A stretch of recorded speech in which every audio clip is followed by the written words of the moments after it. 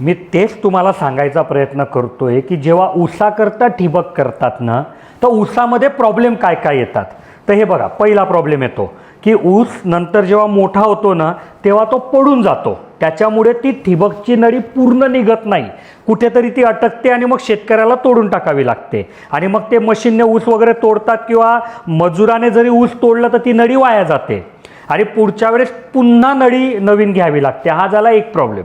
दुसरा प्रॉब्लेम की ऊसामध्ये उंदरं खूप त्रास देतात आणि म्हणूनच मी तुम्हाला सांगतो की तुम्ही 70-80 हजार रुपयाचे जे 1 एकरचं ड्रीप घेता ऊसा करता, त्याच्याऐवजी आमचं जे स्वस्तातलं पॅकेज आहे ते घ्या.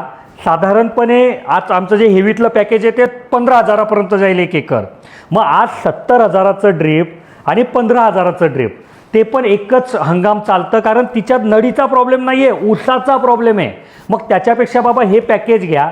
पुढच्या वेळेस जर नळी खराब झाली तर पुन्हा नळी नवीन लावू. अशा पद्धतीने तुम्ही ऊस शेतीसाठी योग्यरित्या ठिबक वापरलं तर तुमचे बजेटमध्ये सर्व खर्च राहतो. तर आता हे शेतकरी दादांच्या मनात प्रश्न होता, ऊसासाठी ठिबक कोणती वापरू.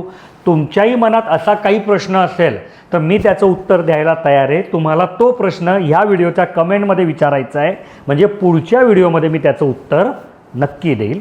धन्यवाद.